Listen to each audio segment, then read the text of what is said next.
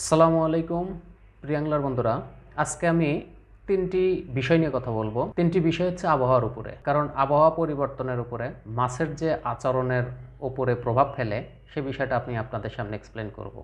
এবং এই তিনটি আবহাওয়াকে অবশ্যই আপনারা বিবেচনা করে মাছ ধরতে যাবেন, এর আগে যাবেন না। আমরা কিন্তু বেসিক বিষয়গুলো জানতে চাই না, আমরা শুধু জানতে চাই যে কে একটা এক্সেপশনাল রেসিপি দিল, সে অনেক ভালো মাছ পাইছে, আপনিও যে পাবেন এর কোনো মানে নেই। এটা একটা রিজিকের ব্যাপার, রিজিককে বিশ্বাস করবেন। কখনো এই ধরনের রেসিপি, অমুক, কেমিক্যাল এগুলো বিশ্বাস করবেন না।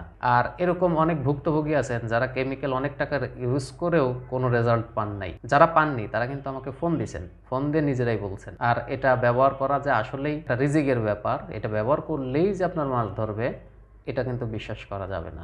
আমরা বেসিক বিষয়গুলো জানতে চাই না, আমরা সবসময় শর্টকাটে বড়লোক হতে চাই। একটা বেস ছাড়া কখনো একটা বিল্ডিং ওঠে না। আবার লেখাপড়ার বিষয়ে যদি আমরা যাই, তো সেখানে কিন্তু আপনি বেসিক বিষয়গুলো না জানলে আপনি কখনোই ভালো জায়গায় কোনো অ্যাডমিশনেই আপনি চান্স পাবেন না। এই জন্য বেসিকটা খুবই জরুরি। আমরা ছোট থেকেই দেখে আসছি। আমি এক খালুর বাসায় পড়ালেখা করতাম, খালার বাসাতেই থাকতাম আর কি। তো এই খালু আবার শিক্ষক ছিল। খালু সবসময়ই তার ছেলেকে বলতো বেসিক বিষয়গুলো জানার জন্য, এবং এই বেসিকগুলোই তাকে পড়াইতো। সে এখন নিজেই অ্যাডভান্স লেভেল পর্যন্ত চলে গেছে। এই বেসিক পারছে জন্যই সে অ্যাডভান্স লেভেলে যেতে পারছে।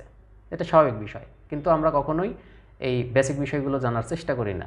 তো এই আবহাওয়া, তিনটি আবহাওয়ার কথা যে বললাম, এটাও বেসিক বিষয় এবং এটা অনেক জরুরি। এখন যদি আমি একটা কেমিক্যাল নিয়ে ভিডিও দেই, তো দেখা যাবে যে ভিডিওর ভিউয়ের অভাব নেই। আর আজকে এই শেখার একটা বিষয়, সেই বিষয়টা নিয়ে ভিডিও দিচ্ছি, ভিউ হবে না, এটা আমি জানি। তো যাই হোক, না হলেও আমার করণীয় আমি করব। আপনারা দেখছেন hook fishing video and review channel. বরাবরের মতো আমি আছি, ওমর ফারুক।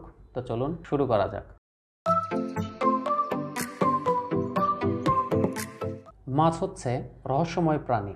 আসলে এই মাছকে আমরা যারা ধরতে পছন্দ করি, তারা এই রহস্য উদ্ঘাটনের জন্য অনেক চেষ্টা করে থাকি। আবহাওয়া যখন পরিবর্তন হয়, তখন কিন্তু আমাদেরও পরিবর্তন হয়। আপনারা একটু লক্ষ্য করে দেখবেন যে যখন শীত আসে তখন কিন্তু আমরা নড়াচড়া কম করি, চলাফেরা কম করি, সব কিছুই কম করি, আবার গরম পানি খাই।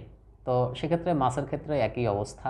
ওরাও আবহাওয়ার উপরে পরিবর্তন করে বা পরিবর্তন হয়ে তারা অন্য প্রতিক্রিয়া দেখায়। তো সেক্ষেত্রে আমরা যখন আবহাওয়াকে বিবেচনা করব যে আবহাওয়া আসলে এখন যে আবহাওয়া, এখন মাছ কী হতে পারে, কোথায় যেতে পারে, এই বিষয়গুলো জানলে আপনার জন্য একটু সুবিধা হবে। তো মাছের মূলত আচরণ পরিবর্তন হওয়ার বিভিন্ন কারণ আছে, তার মধ্যে একটি হলো আবহাওয়া। তো আজকে এই তিনটি আবহাওয়া নিয়ে কথা বলবো। তো প্রথম হচ্ছে বাতাস এবং বৃষ্টি। যখন অতিরিক্ত বাতাস থাকে তখন কিন্তু মাছ টোপ নেয় না, তখন অতিরিক্ত বাতাসকে আবার কখনো কখনো অনেক মাছ সেটা পছন্দ করে না। আবার বৃষ্টি যখন হয় তখন আবার অধিকাংশ মাছ আবার বৃষ্টিকে পছন্দ করে না। কিছু মাছ আছে যারা পোকামাকড় খেয়ে অভ্যাস, যেমন চিতল মাছ কিন্তু পোকামাকড় খায়, ক্যাটফিশ জাতীয় মাছও এটা পছন্দ করে। তো সেক্ষেত্রে তারা আবার বৃষ্টির সময়টাকে বেশি পছন্দ করে। এইরকম অনেক বিষয়গুলো আছে। সেক্ষেত্রে যেহেতু আমাদের টার্গেট থাকে যে কোনো মাছ ধরার, সেক্ষেত্রে ওই সময়গুলোতে না যাওয়াই বেটার। অতিরিক্ত বাতাস এবং বৃষ্টি, এই দুইটা আবহাওয়াকে আপনারা অ্যাভয়েড করবেন। এতে মাছের অভ্যাসের পরিবর্তন হয়, যার কারণে মাছগুলো গভীরে চলে যায়, আশেপাশে থাকে না, যার কারণে আমরা মাছও পাই না। তো এই হলো একটা। নাম্বার 2, গরম রৌদ্রোজ্জ্বল দিনে মাছের আচরণ।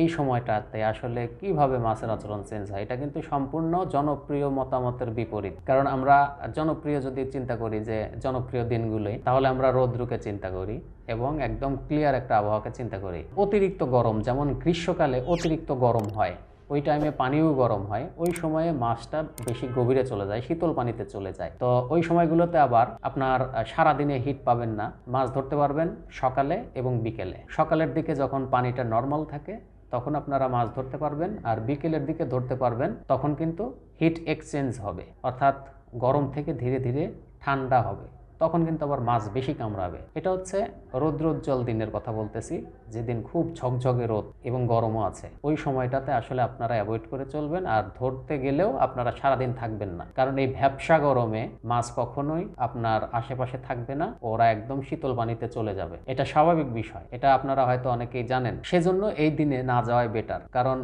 সবসময়ই এই আবহাওয়া অর্থাৎ রৌদ্রোজ্জ্বল দিন সবসময় মাছের জন্য ভালো হতে পারে না। তো এই বিষয়টা আপনাদের মাথায় রাখতে হবে।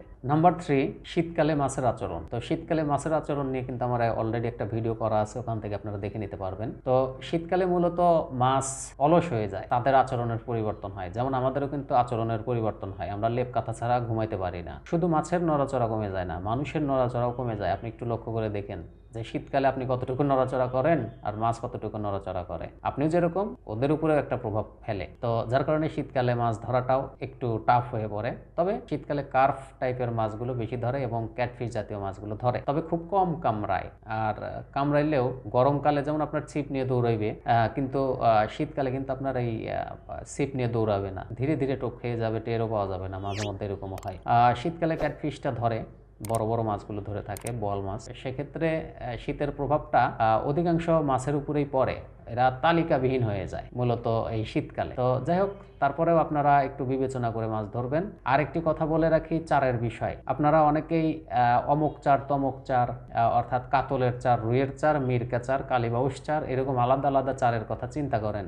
অনেকেই রেসিপি দেয়, সেগুলো আপনারা অ্যাকসেপ্ট করেন, বানান। আপনি এক জায়গায় মাছ ধরতে গেছেন, ফর এক্সাম্পল মাছ ধরতে গেছেন, তো সেখানে নদীতে কি কি মাছ আছে সেটা কি আপনি জানেন? আপনি কি গায়েবি নাকি? মানে কোন জায়গায় কোন মাছ আছে সেটা আপনি জানেন? সেটা আপনি জানেন না। ওখানে ধরেন কাতল বাদে অন্য সব মাছ আছে, তো আপনি কাতল চার করে বসে আছেন, কিন্তু কাতল নেই। তাহলে কি আপনি সারাদিন এমনি এমনি বসে থাকবেন? অন্য মাছ আসবে না? তো এগুলো, এই যে খেলাটা, এই যে একটা গেম, চারের গেম, আমি মনে করি এটা চারের গেম। আপনি ইচ্ছা করলে সব মশলা ইউজ করে যে কোনো ধরনের মাছ চারে আনতে পারেন। তো এই দুই একটা মশলা কম বেশি করে আলাদা আলাদা করে রুইয়ের চার, কাতলের চার, মিরকার চার, এইগুলো আলাদা করবেন, করে করে ব্যবহার করবেন, এটা তো হবে না। যারা আপনারা চার কিনে ব্যবহার করেন, তো তারা যদি আপনার কাতলের চার কিনলেন 400 টাকা কেজি, 1 কেজি নিলেন, রুইয়ের চার নিলেন 300 টাকা কেজি, 1 কেজি নিলেন, মৃগেলের চার নিলেন 1 কেজি 250 টাকা দিয়ে, তাহলে আপনার এই মাছগুলো আপনার চারে আনতে এতগুলো মশলা আপনার ইউজ করা লাগতেছে, বা এতগুলো চার কিন্তু ব্যবহার করা লাগতেছে, তাহলে আপনি সব ধরনের মাছকে আনতে পারবেন। তাই আমি বলবো, এই ধরনের আলাদা আলাদা কোনো রেসিপির চিন্তা না করে এমনভাবে চার বানান যে চারটায় এক চারে সব মাছ আসবে। কারণ নদীর মাছ কেউ জানে না যে এখানে শুধু এই মাছই আছে, সব ধরনের মাছ আসতে হবে। আর শুধু শুধু এইভাবে ব্যয়বহুল খরচ করে লাভ নেই। কারণ আপনি শুধু কাতলের চার নিয়ে যাবেন, শুধু রুইয়ের চার নিয়ে যাবেন, আর মাছগুলো কি হবে? এটা বেসিক বিষয়গুলো আপনারা কেন বোঝেন না? এই বেসিক কনসেপ্টটা মাথায় রাখলে কারো রেসিপি দেখার দরকার নেই, কারো রেসিপি দেখার দরকার নেই। এগুলো জাস্ট কী জন্য দেয় এটাও আপনাদের বোঝা উচিত। তো যাই হোক, এগুলো নিয়ে আর বেশি কথা বলতে চাই না।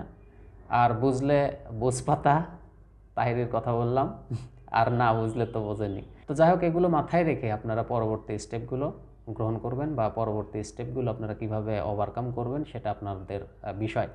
আমার বলার কথা আমি বলে দিচ্ছি। সবাই ভালো থাকবেন, আর এই চ্যানেলটি অবশ্যই সাবস্ক্রাইব করবেন, তাহলে নিত্য নতুন ভিডিও পাবেন। সবাই ভালো থাকবেন, আল্লাহ হাফেজ।